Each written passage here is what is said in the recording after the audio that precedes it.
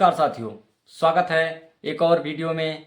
दोस्तों, जैसे कि शेयर बाजार इस समय भारी बिकवाली के प्रेशर में शेयर बाजार ने काफ़ी लंबे समय बाद इस तरीके से गिरावट का दौर जारी है, जिससे निवेशकों के ये मन में ये सवाल है कि ये शेयर बाजार कब कब डाउन हुआ है। तो पिछले 30 साल में ये दूसरी बार ऐसा हुआ है कि इस तरीके से शेयर बाजार डाउन ट्रेंड में गया है।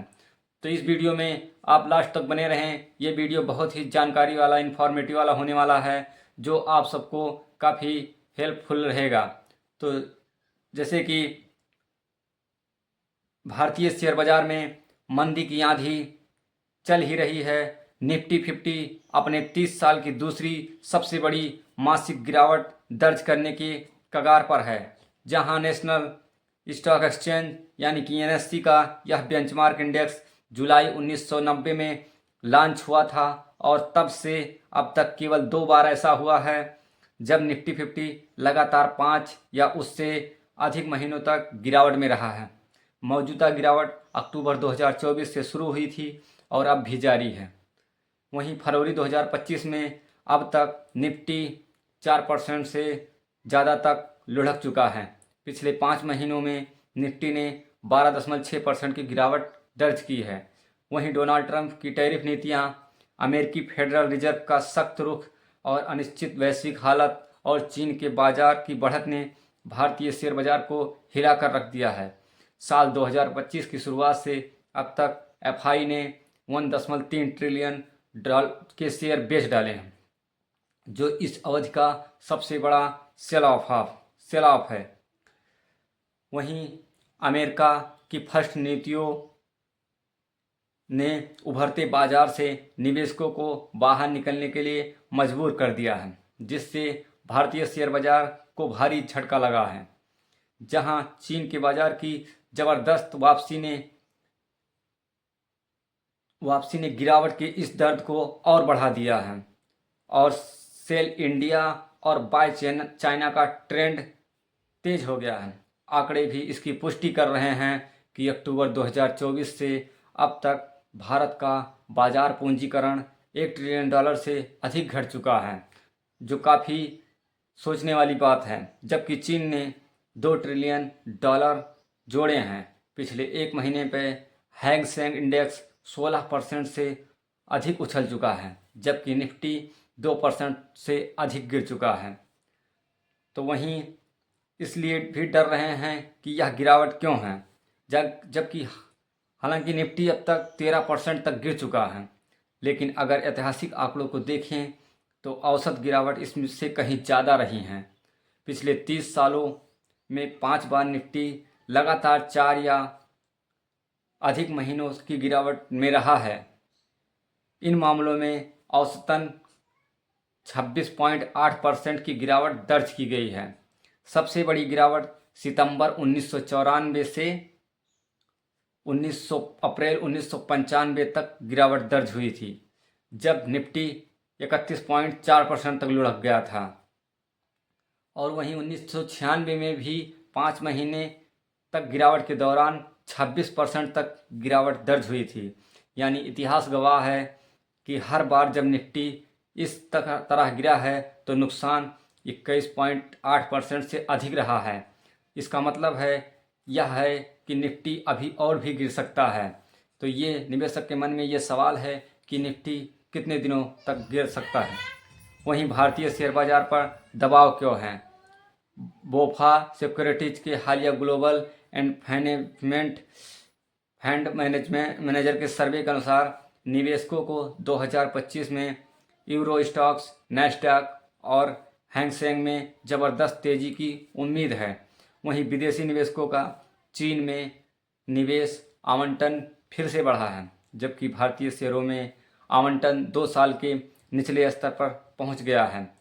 इस महीने की शुरुआत में जेफरीज के विश्लेषकों क्रिस वुड ने वैश्विक निवेशकों को यूरोप और चीन में निवेश बढ़ाने की बात कही थी। इस बढ़ोतरी के लिए कोरिया, भारत और फिलीपींस के निवेश भार को कम किया जा सकता है। वहीं चीन के बाजार ने पुनरुत्थान का मुख्य कारण आर्थिक प्रोत्साहन और नियामक ढील और निवेशकों के अनुकूल नीतियां हैं। ब्याज दरों में कटौती, रियल एस्टेट क्षेत्र के लिए समर्थन और तरलता बढ़ाने जैसे उपायों से निवेशकों का भरोसा फिर से बहाल हुआ है, जिससे चीनी शेयर भारतीय शेयरों की तुलना में अधिक आकर्षक हो गए हैं। वहीं हांगकांग में सूचीबद्ध टेक इंडेक्स पिछले 3 साल के उच्चतम स्तर पर पहुंच गया है। अब निवेशक यह अनुमान लगा रहे हैं कि राष्ट्रपति शी जिनपिंग की अलीबाबा के संस्थापक जैक मा सहित शीर्ष बिजनेस लीडर से मुलाकात से चीन की नीतियां में नरमी का संकेत मिल सकता है, जिससे बाजार को और बल मिल रहा है। वहीं क्या है भारत की स्थिति या सुधरेगी? तो भारतीय शेयर बाजार का वैल्यूएशन एक्सपर्ट लोग कह रहे हैं कि महंगा है। भारत का प्रीमियर मूल्यांकन इंडोनेशिया, दक्षिण कोरिया और ताइवान जैसे अन्य उभरते बाजारों की तुलना में अधिक रहा है।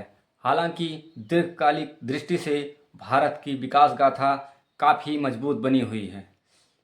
वहीं मजबूत घरेलू मांग, डिजिटल परिवर्तन और बुनियादी ढांचे के विस्तार से कॉरपोरेट आय में वृद्धि की उम्मीद है। विश्लेषकों का मानना है कि अगले 3 से 6 महीने में जैसे ही कमाई में सुधार होगा, एफआई भारत वापस जरूर लौटेंगे। जहां चीन के बाजार में उछाल भले ही फिलहाल मजबूत दिख रहा हो, लेकिन उसकी दीर्घकालिक आर्थिक चुनौतियां बरकरार हैं। जहां भू राजनीतिक तनाव, अप्रत्याशित नियामक नीतियां और वृद्धि होती हैं, तो जनसंख्या चीन की विकास संभावनाओं का पर दबाव बनाए हुए हैं। इससे यह सवाल उठता है कि क्या चीनी शेयर बाजार की यह तेज़ी लंबे समय तक टिक पाएगी? तो जैसे कि लॉन्ग टर्म निवेश के लिए अब भी भारत आकर्षक लग रहा है। तो वहीं मार्केट एक्सपर्ट संदीप संभवाल जी का मानना है कि भारत भी जल्द ही वापसी करेगा। उन्होंने कहा है, मुझे लगता है कि अधिकांश उभरते बाजारों के लिए एफआई प्रवाह में सुधार होगा। जब ऐसा होगा तो भारत भी इसका लाभ उठाएगा।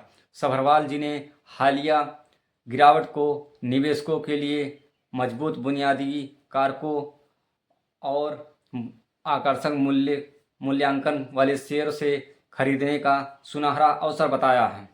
भारत अब भी सबसे तेजी से बढ़ती अर्थव्यवस्थाओं में से एक बना हुआ है और वैश्विक व्यापार झटकों के प्रति इसकी मजबूती इसे दीर्घकालिक निवेश के लिए पसंदीदा गंतव्य बना सकती है। तो मार्केट एक्सपर्ट का ये मानना है कि चाइना रियायत दे रहा है, जिस वजह से वहाँ इंडिया के मार्केट छोड़ के चाइना की तरफ रुख कर रहे हैं।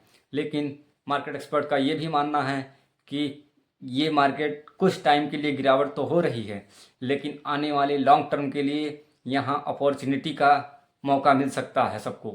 तो ये आपको हमारा वीडियो कैसा लगा? अच्छा लगा हो तो लाइक कर दीजिए और कोई सुझाव हो तो कमेंट में लिख दीजिए और मिलते हैं किसी नेक्स्ट वीडियो पे। तब तक के लिए नमस्कार।